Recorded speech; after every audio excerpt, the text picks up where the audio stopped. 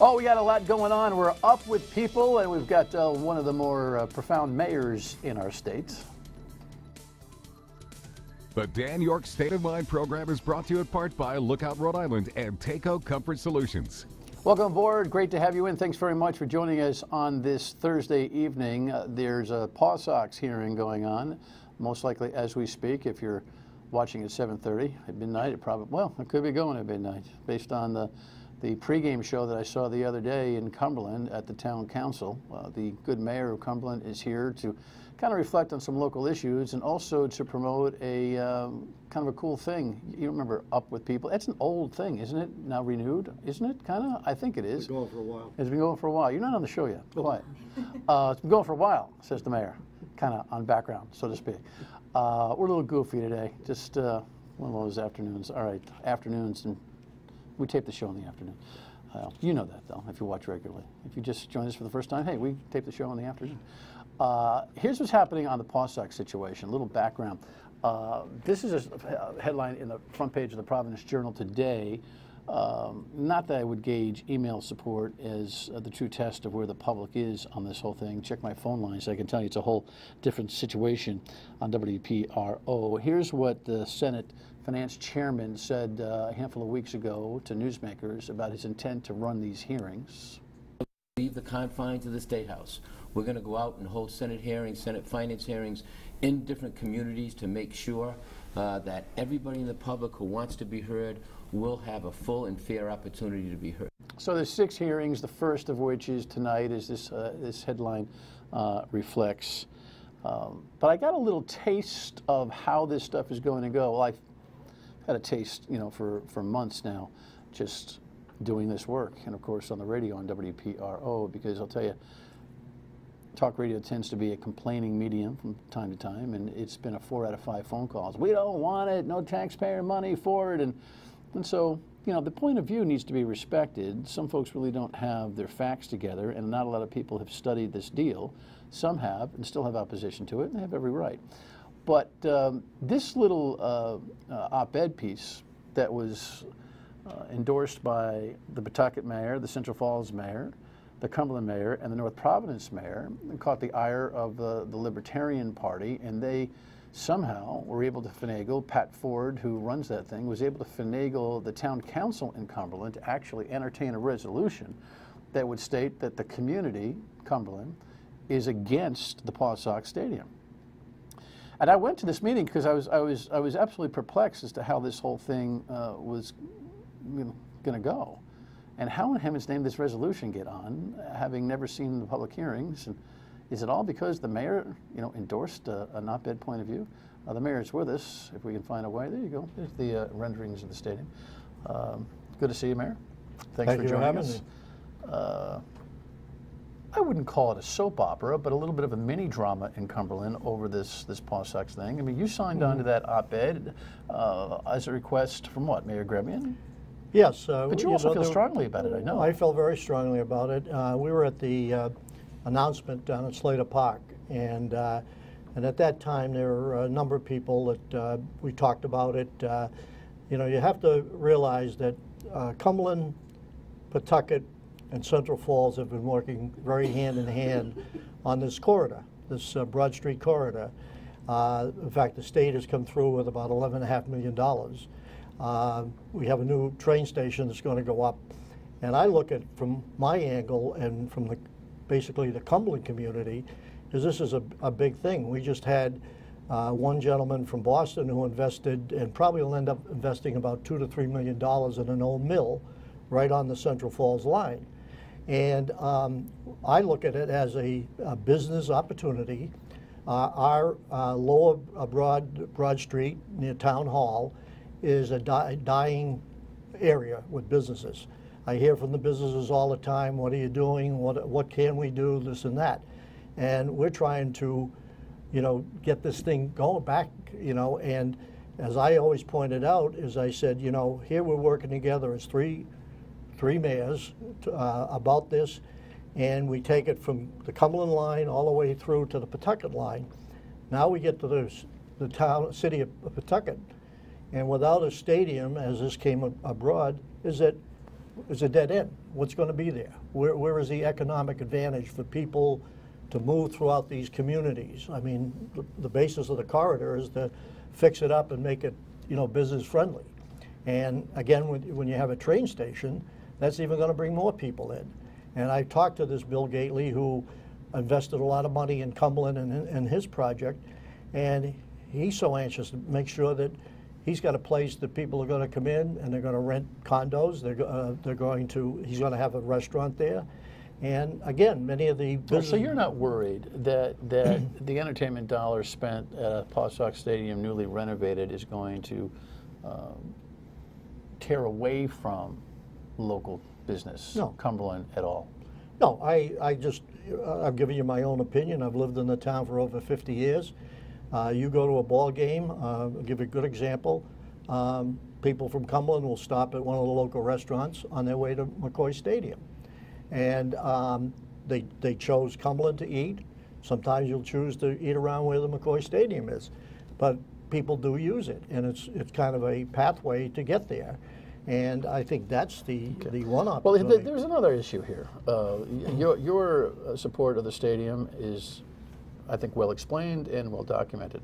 But that the idea that the town council actually took up a resolution, they did table it indefinitely, heard their words, because I think they knew they were in a jackpot with this whole thing. I guess the resolution was sponsored by the town council president because he was offended that you actually put your name on this op-ed piece, that you had the audacity to speak for the town. And I had this debate with him on, in an interview for the radio. I said, Mr. Bradley, are you suggesting that the president, when he's on foreign soil, he speaks for the country, needs a vote authorization from the Congress to do so? That kind of puzzled him. Any thought on the actual motive for this resolution and the idea that the mayor can't speak, whether it's personal or for the town, without authorization from its own council? It's very hard to read President Bradley. He's been president. He has some good things he gets involved in, that he wants open government, and I pride myself in open government. But certainly I was voted in by the taxpayers, voters of the town, to be the mayor. And does that mean that every time I'm going to do something, do you know how many, over a period of time, how many times I will sign on to support with other mayors?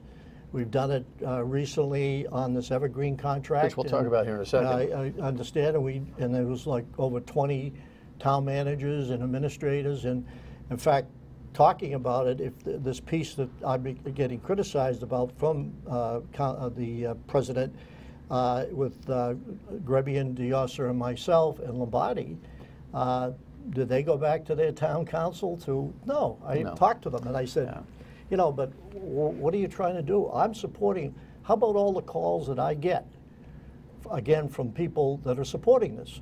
I'm not out there running a flag up and down Broad Street. I'm just listening to people. No, understood. So there you have it. We'll see how the Paw Sox hearings go, and we'll call the play-by-play as we see it. Big announcement yesterday by the governor.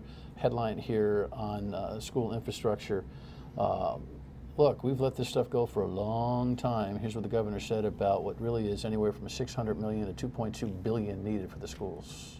Our school buildings are getting a failing grade. It may just be that we have to build anew because we can't put a Band-Aid on it, and that's going to be part of this process. Are you prepared to talk to those parents about that? Absolutely, and listen to them. You've been around a while. When you look at your own hometown in the public school, I remember when I moved in, there was this 2010 project for Cumberland High School.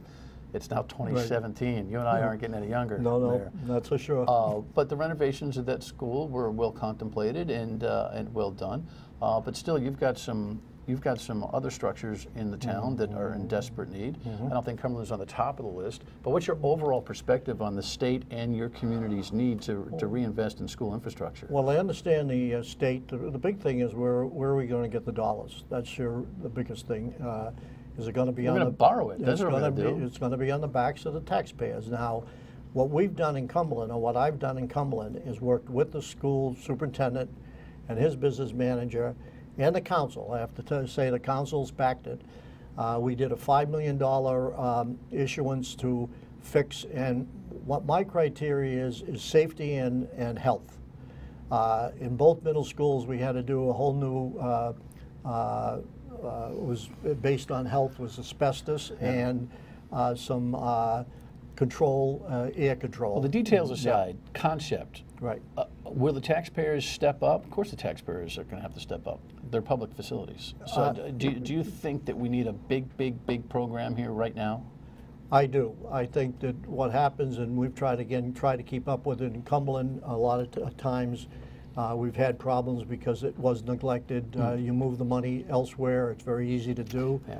And you're looking at your students, and you got to protect the students. We'll do more on this next week. Very quickly, evergreen contracts. The governor vetoed the evergreen contracts, meaning perpetual contracts, meaning when a public employee union contract other than police or fire ends, all the terms exist. You mayors are fit to be tied. Give me 30 seconds on this because the speaker's trying to figure out whether to override it. This is awful. If it goes through, it ties the hands of all mayors, town administrators, and town managers. We just had a meeting yesterday of a number of mayors and town administrators, and basically we're asking, I just went out today with a letter to my reps and senators, and all the mayors are doing the same, to say do not override this override. It's so important because it's not a deal about labor. It's a deal about we don't have the ability to be able to go in and negotiate properly. In Cumberland, we have a school contract coming up very shortly. All right, so again, we'll pay close attention to that. We've had many shows on that, but check in with your legislators if you want to have some equal footing in these negotiations. Call them. Big event happening in Cumberland, and we're all up with people. You'll meet some of the talent when we come back to this.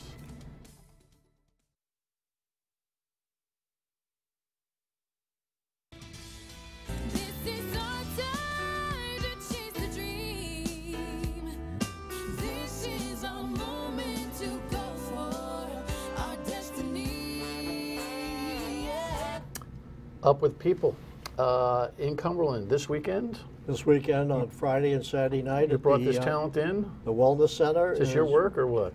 No, I've been part of it. The town did, along with my council, approve $5,000 to work with this is just a great group, Dan, that has, I've seen them before. They've been into Cumberland about 3 years ago. Yeah, and when they came to us for support, I think it's a great thing for the community, especially the way the world's going. Well, let's introduce Michelle, who's the promotion rep for Up With People. Welcome. Thank you. You're from Mexico. I'm from Mexico, yes. Big Donald Trump fan? It's a low blow. No Sorry. No, it's not a low blow. It's just typical me misbehaving. Sorry. I wonder, by the way. Give me the few minutes background, and then we'll talk a little bit more about what people can see this weekend. What is the Up With People program all about? So Up With People is a global education program. We're a group of 100 young adults from 20 different countries. We travel around the world during 6 months, and every week we change cities, regions, or even continents. So every week we do about 1,000 hours of volunteer work in the community. We stay with local host families so we can know more about where we are in, about the culture, about the ways of living in other countries. And we also perform this amazing 2-hour show which has a message of hope and unity, and what we want to do is inspire youth to be positive agents of change in their communities. Are you in the show? I am not. I'm one of the organizers. You're the management team, huh? You're the Yes. promotion. So you don't sing? I don't sing But we or do dance. have some talent with us tonight, don't we? Of course, yeah. Up With People, what's the Get to know her. background? Isn't this something that was hot, went away, and came back? Yes, so it's been around for 52 years. Yeah. It started 52 years ago with people, instead of shouting what they were against, they were looking for ways to help the world. So they started shouting that they were up for love, they were up for hope, and they were up for people coming together. So they started touring around the United States singing about all of these positive messages. It stopped for a while just because the world was changing. So we had to restructure our own program, and that's when we added the educational side of it, the volunteer work, the staying longer in a city. And of course, we're gonna still have the show there. What's going on in the ground in the city? There's a lot of stuff happening in town. Yeah, we're very pleased. They don't even just come in for the show. They're coming in right now. They just finished at the senior center with a big mural. They worked at our OCYL. They're in a couple of the schools, correct? That they have done some murals in there, and they're making themselves part of the community. That's the interesting part about this group. They're putting a special show on for the high school students in Cumberland as a separate thing for them to see this. And I tell people to come out. And by the way, all the profits go back into the community. Yes. That's one of the big things. So they're making nothing on this. The community will prosper by the turnouts of the ticket sales and whatnot. So I think it's just a great thing, as I started to say earlier, is that with all the problems we have all over the world, it'd be great to see Friday and Saturday and see just the enthusiasm of these people. Mm. You know, the young adults that are just they're into it. You're giving a lot. What are you getting as you go week to week, community to community? What are you learning? Well, we learn a lot. We experience different ways of living. We grow a lot personally. The cast members get challenged a lot since we start in the U.S., but not all of our participants are from the U.S. We have 15 different countries represented, so everywhere we go, all of them are challenged and are uncomfortable, and that's what we want them to feel like, because that's when they grow the most, and that's when they really learn what the world is about, and they can give even more in their communities and in the world in general. You see differences from region to region as you go around? Yeah. The way people are, behavior? Definitely. Yeah, where's Rhode Island rank? What is Rhode Island? In terms of, Rhode Islanders cool places to be. Is great. Yeah. It's my Love first the one time you're here. with, right? Sorry? Love the one you're with. Of course. Of course. Both of them. They better. They better. Mayor stepped up. They better. Yeah. All right, when we come back, we'll meet one of the talents up with people. Again, it's Friday and Saturday in Cumberland at the high school, right? At the Wellness Center. At the Wellness Center, which is the high school. Well, it's the high school. It's on the same. It's just there. talked about Same, same parking lot. I'll buy you right back. Okay, that'll go with.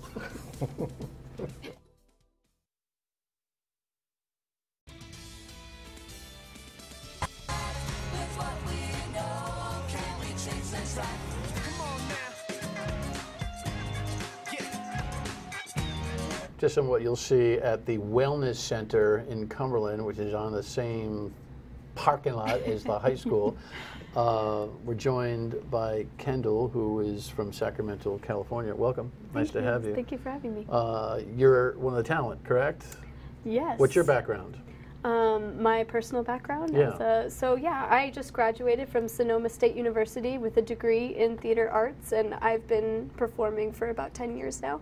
So a program like this really appealed to me as a chance to use that passion for change in the world. How'd you hook up? There's kind of a unique way that people get involved with this Up With People thing, right? Yeah, so for everyone it's different. For me personally, they came to Sacramento and did a performance a few years back, and I was away at school, but my mom saw the performance, and she called me up and she said, Kendall, this is perfect for you. I really think you should look into this, and here I am. So is there a starring role, or is it's just an ensemble thing, or what's the story? It's totally a group effort. We do have several soloists in the show, but ultimately we are an ensemble cast, and it couldn't be done with, if anyone was missing, it would not be the same show. So looks like a pretty major production. It is a great production, and they put it up only in 4 weeks.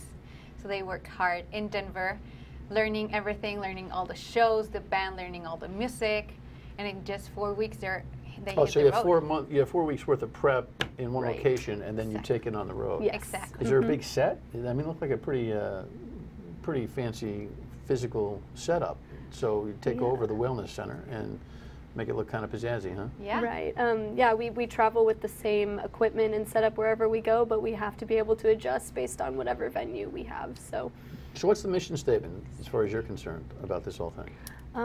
Well, I would say we are an international nonprofit made up of 100 students from over 15 different countries, and we just want to inspire young people to be positive agents of change through music and service. What does that mean? Correct. What does that mean? So, be positive agents of change. Yeah. We want people to be... Is there an agenda? Is there an ideology? What? We just want people to be aware that they can change their communities for good if they feel like they have to, if they want to be involved in the community, if they feel like something's missing. We just want to inspire that on them and show them that they can be that in their community. I'm not sure young people are across the spectrum very engaged these days. I mean, there are pockets of young people that are fighting, you know, specific causes. You know, we've got a lot of racial strife right now with some of the things going on, Charlottesville, Antifa, but I don't get a general sense that across the board. How old are you? I'm 22. Okay, you're young enough for me to be okay to ask you that question. How old are you? 25. All right. In your age group, do you get a general sense that people are really engaged in social issues, justice, of you know, politics, really getting? I mean, you were at the town council meeting the other night for a promotional message. You saw the stuff going on this local issue. Mm-hmm. I didn't see any kids there to speak, right? So tell me what you think the pulse is in your generation right now. Pulse. Yeah. Well, I feel like Is that too tough a question? No, not at all. You're but just go thinking. ahead. Go for it. Yeah, just thinking. I feel like I mean, you're talking politics and world affairs and what's happening in Washington as you're traveling around with your fellow performers. Well, we don't necessarily talk politics. What we want to spread is a message of hope and unity, and our show does talk about global issues that are happening right now, but we don't take a stand on it. So we just sing about all of this that is happening, and we let the audience decide, oh, well, this is something I'm interested in, or this is something I want to change. No, I get that. I'm sure the show is not partisan, but you're talking about kids and change and engaging and all that kind of thing. It becomes cliche unless they really have something that they want to sink their teeth into. And I just don't. I see kids on phones. I see. Yes. I see this. Yeah, yeah. You know, this is what I see. You know, hello. Oh, hi. Oh, don't bother me. This is what I see. Right. Right. And what we have found is that young people want to change their communities. They want to change the world, but they don't necessarily know how. So this is where Up With People takes its part in changing the world, and it's just telling these young people how they can be part of a change and inspire them. And the way we do this is by volunteering in their communities, inviting them to volunteer. So it's not with necessarily us. the show itself that is the crux of that work. It's what you're doing and the model that you're using now to be in the community and Exactly. be involved. Right. Yes. Yeah. What are you getting out of this entire experience? Oh my gosh. So I don't even know where to begin, but just, well, I definitely. We got 30 seconds to tell me. Okay, okay, so I would definitely, what I've learned, and what I already had somewhat of an understanding, is that we're all more alike than we are different, and that it's just, you get what you give, and you should try to give as much as possible. I think that's my major takeaway from this. Awesome. All right. Again, the shows are, this is Thursday night show, right? Sometimes I get a little confused. Tomorrow and Saturday at the Wellness Center in Cumberland. The details are on our website at foxprovidence.com. Congratulations and good luck. Thank you. Thanks for visiting. Thank you for having us. All righty. We'll tell you what's up next. Stay with us.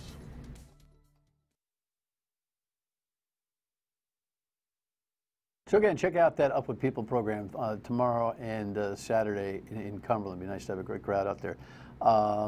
The president of the University of Rhode Island, Dr. David Dooley, is our guest tomorrow night. You know, this DACA thing is flying around today. It's kind of a pretty fluid story to chase, but the president has some thoughts on it to protect his students. So we'll talk about that and his new 3-year deal tomorrow night. We'll see you on the radio at 3 tomorrow on WPRO. Thanks for watching. Have a great night.